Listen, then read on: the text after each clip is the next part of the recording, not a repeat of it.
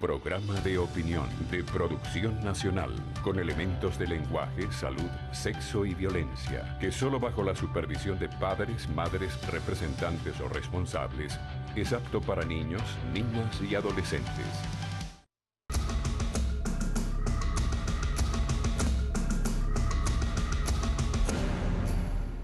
Muy buenos días, voy a conversar con Julio Castro, infectólogo muy reconocido en este país, médico.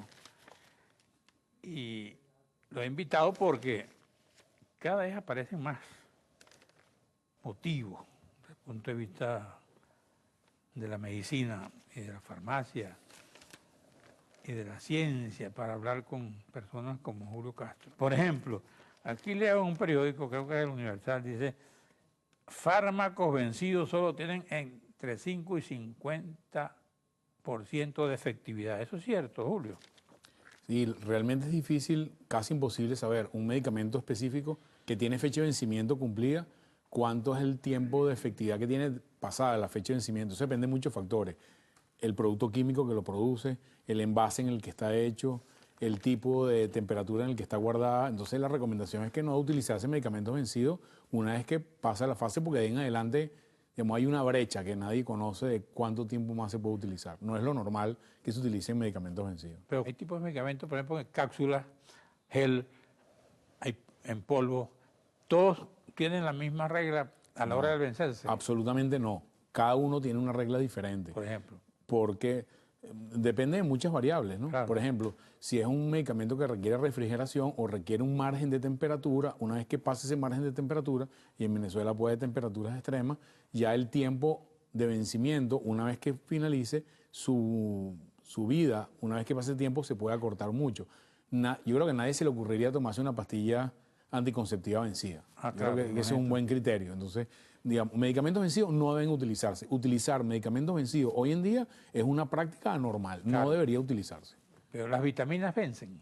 Sí, todos los medicamentos vencen. Porque pero unas duran 5 años, o 10 años, 2 años, 1 año. Depende muy. El único que tiene esa información es el productor, la fábrica que lo produce, porque sabe, bajo determinadas condiciones que son diversas, cuánto tiempo puede tenerse. No se puede establecer una regla general para todos los medicamentos. Porque, Julio, desde la última vez que estuvimos aquí hasta hoy, ¿cómo está el problema del abastecimiento de medicina en el país? Terrible, ha empeorado, ¿sí?, sustancialmente. De hecho, ya hay una política formal del gobierno de excluir a grupos de pacientes de medicamentos que venían recibiendo históricamente. Estoy hablando de pacientes con diálisis, pacientes con trasplante, pacientes que tienen enfermedades reumáticas.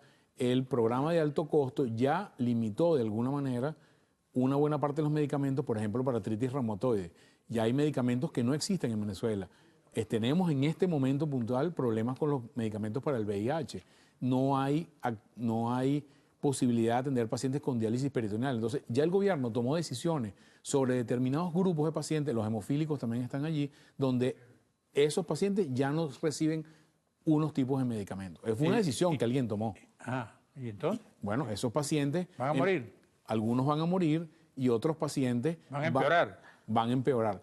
Te voy a decir, por ejemplo, diálisis peritoneal, hay alrededor de unos 5.000 pacientes en el país que tienen diálisis peritoneal. Estos pacientes tienen que ir a diálisis, a hemodiálisis. No hay 5.000 cupos de hemodiálisis para los pacientes con diálisis peritoneal.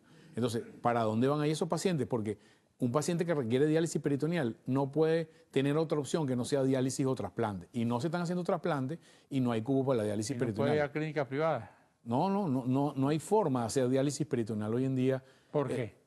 Porque no hay insumos, esos insumos los proveía el Seguro Social, y al trancar el programa de diálisis peritoneal, ya en adelante esos pacientes tienen que, bueno, no tienen como alternativas médicas para ello. Bueno, aquí veo que jubilados contra médicos siempre quieren ganar, dicen aquí unos señores en esta nota.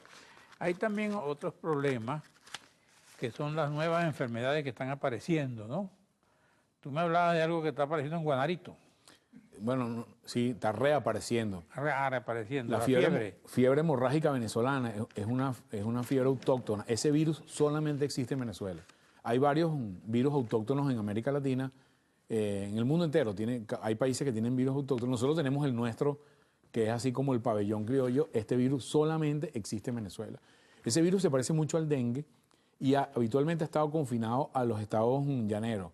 Se llama de Guanarito porque se diagnosticó o se identificó primariamente en la zona de Guanarito, pero el año pasado hubo actividad en Barinas, en el estado de Barinas, y esta información nos enteramos por el Boletín Epidemiológico de Cuba. Ah, caramba. O sea, Está bien. yo creo que hablar del tema de la soberanía en Venezuela, donde no hay boletín epidemiológico nacional y vemos información de Venezuela, de una epidemia que tiene actividad en el boletín epidemiológico de Cuba, yo lo tengo aquí en el teléfono. Porque los médicos de aquí los mandan, Sí, ¿no? tú te metes por internet y bajas el boletín epidemiológico de Cuba. El de Venezuela no lo puedes tener. Correcto, pero para enterarse de lo de Venezuela, imagino que ellos tienen sus médicos aquí. El Ministerio de Salud envió información a la Oficina Sanitaria Panamericana y me imagino que el Ministerio de Salud de Cuba, por lo tanto, en el boletín epidemiológico de Cuba aparece la información. Eso deja muy mal parado el Ministerio de Salud venezolano, porque en los boletines venezolanos no hay esa información disponible al día de hoy, por lo menos. En estos días leía en un periódico que se llama El Nuevo Herald, un grupo de médicos, 60 creo que se fueron del país, que están varados en Colombia esperando visa para los Estados Unidos. Médicos cubanos. Médicos cubanos, claro. Sí, sabemos que hay un contingente de médicos que vinieron a Venezuela producto de la misión médica cubana, que se salieron del sistema y al final Están hablando muy mal de la situación del país ellos mismos. Sí, he visto un poco la entrevista y bueno, ellos la mayoría trabajaban en zonas donde la situación es bastante comprometida, barrios de pocos recursos o el interior del país donde la situación es sustancialmente peor que en las capitales. Aquí veo que un médico dice que han reaparecido las enfermedades sexuales. Vamos a un receso, regresamos.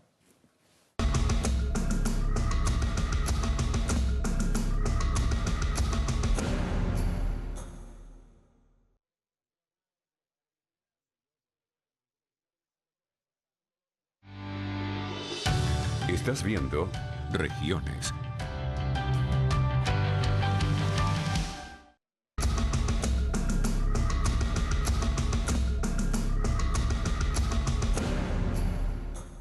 Bueno, Julio Castro, médico, infectólogo, estamos hablando de la reaparición de las enfermedades de transmisión sexual. ¿Qué tan grave es eso? Fíjate, la verdad, cuando vemos los indicadores de salud diversos que tiene Venezuela, no hay uno que haya salido bien, todos han empeorado. Y con eso empeoran las enfermedades de transmisión sexual. Hay una razón clara y obvia. En este momento, en el país, hoy en día, no hay antibióticos para tratar enfermedades de transmisión sexual. Vale decir, sífilis y gonorrea. Son enfermedades que se tratan con antibióticos básicos como penicilina y es casi imposible conseguir penicilina en este país en este momento. ¿Cuál es la consecuencia de eso? Bueno, la consecuencia es que hay gente que tiene la enfermedad que la está transmitiendo y al no recibir tratamiento es una espiral de generar infección de una persona de transmisión a otra. Yo creo que la causa fundamental es, uno, la disminución de la pesquisa de estas enfermedades anteriormente que se hacían a través del certificado de salud y tenemos problemas para hacer BDRL. Entonces, si tienes problemas para hacer diagnóstico y tienes problemas para poner tratamiento, lo lógico es que estas enfermedades de alguna manera repunten. Aquí veo, exigen arrotondar e informar dónde están las medicinas. Codevida, la Asociación Venezolana para la Hemofilia y la Sociedad Venezolana de Hematología desmienten las declaraciones de ese caballero. Mucho trabajo con esto de las bombas lacrimógenas. Sí, mucha. En tu clínica. Bueno, yo más que en la clínica he estado en la calle con los Cruz Verdes trabajando en las actividades de calle. Ajá. Y nos preocupa muchísimo que hemos visto un patrón de cambio de los heridos. Al principio fundamentalmente asfixiados por las bombas, posteriormente traumatizados y ahora empezamos a ver heridos por armas de fuego. Digamos, esto es algo que en el contexto de una manifestación pública no debería verse, pero atendimos heridos de bala, heridos por objetos que vienen desplazados. Perdigones. Exacto. En números importantes. El perdigón, si es disparado a una distancia prudencial, te va a producir un hematoma. Es como una picadura de una abeja. El dolor, la sensación que se siente como que te picó una abeja y te sientes un dolor y habitualmente no penetra. Pero si el perdigón viene en el cartucho, que los hemos visto y los hemos recuperado de pacientes también, tenemos la documentación de los pacientes, el pedazo de cartucho con un pedazo de metra adentro o con un pedazo de tornillo, bueno, eso es un arma letal. Pues si entra a un sitio noble como el ojo, el cerebro, bueno, puede matar a la gente o lo puede dejar severamente herido. Y esto es algo que no debería pasar, ciertamente. Están atendiendo en tu clínica, en tu consulta, pero en las demás clínicas debe haber una situación parecida. En ¿Qué las informe tienes tú? clínicas y hospitales Ajá. que están alrededor de las zonas de las manifestaciones, estamos hablando de todo el país, estamos Claro. hablando de Barquisimeto, Estado Bolívar, Mérida, San Cristóbal, Maracaibo y Caracas. Como esos, los pacientes muy, muy graves, tienes que llevarlo al sitio que más cerca están. Claro. Siempre los centros de salud más afectados son los que están más cerca de la protesta. Entonces, han llegado personas en muy malas condiciones. Estoy hablando de una herida de tórax grave que requiere intervención muy experimentada muy rápidamente, heridas por arma de fuego en zonas como el trayecto de una arteria, que si tú no atiendes a esa paciente en 10, 15 minutos se muere. O sea, son heridas terriblemente graves que si no son atendidas de la manera adecuada muy rápidamente, esos pacientes pueden fallecer. Y algunos han ingresado sin signos vitales. ¿Y tú como médico, cómo ves tu país? Bueno, yo estoy muy preocupado, Carlos, muy preocupado. ¿Qué te preocupa? Bueno, que no veo alternativa en el sector salud. Venimos hablando de la asistencia humanitaria desde hace ya un tiempo, que sería por lo menos un alivio temporal del tema de los medicamentos. La gente, yo soy hipertenso, no consigo tratamiento. Y así como yo, todo el resto del país. Yo soy médico, pero no tengo farmacia. No es que yo puedo conseguir los medicamentos más fácil. Y creo que el tema de los medicamentos y el tema de la desnutrición son dos elementos que no podemos desconectar uno de otro. Estamos los viendo delante de nosotros. Y es una frustración que tú, siendo médico, mandes un antibiótico y tengas que dar una lista de 8 antibióticos. Obviamente el número 1 no funciona igual que el número 8 para tratar cosas simples como una amigdalitis, una sífilis o una neumonía. O sea, son cosas de todos los días y nosotros hoy en día no tenemos esos antibióticos. Estamos haciendo un registro, estamos en el medio de un registro de antibióticos de uso hospitalario. Eso va a estar listo la semana que viene y vamos a tener una radiografía muy importante y ya los datos preliminares son terribles del déficit antibiótico en los hospitales. Estoy hablando de 30 antibióticos que deberíamos tener y hay hospitales que tienen 1 o 2 antibióticos. ¿Estás hablando de qué? ¿Del 80%? Mucho más que eso. Si de 30 tenemos 2, eso 98%. es... Exacto, eso es 4% del antibiótico. Ojo, en antibióticos no se puede medir ese porcentaje, Claro. porque tú tienes un antibiótico que funciona para 2 cosas, tienes varios antibióticos que funcionan para lo mismo. Pero en general, en medicina, el déficit se puede calcular en 80, 30, 20, 40. Yo creo que anda por mayor al 75-80%, según los últimos datos de la última encuesta que tenemos de enero de este año. O sea, estoy hablando medicamentos de la lista de medicamentos esenciales, que es una lista de la Organización Mundial de la Salud, que son una lista de 134 medicamentos. Sobre esa lista de 134, de los 2.000 que hay en el país, el déficit en enero era 80%. Y eso es terrible, es una situación como en un país en guerra. Ahora una pregunta, la gente que no tiene acceso a la farmacia, que vive en los apartados rinconeros, que vive en un barrio de Caracas donde no consigue nada, ¿qué hace? Bueno, se muere de mengua. Hemos visto gente en los hospitales que llega con un paciente de 40 años, la semana pasada, una hemorragia cerebral masiva porque tiene 1 mes y medio que no se toma el antihipertensivo.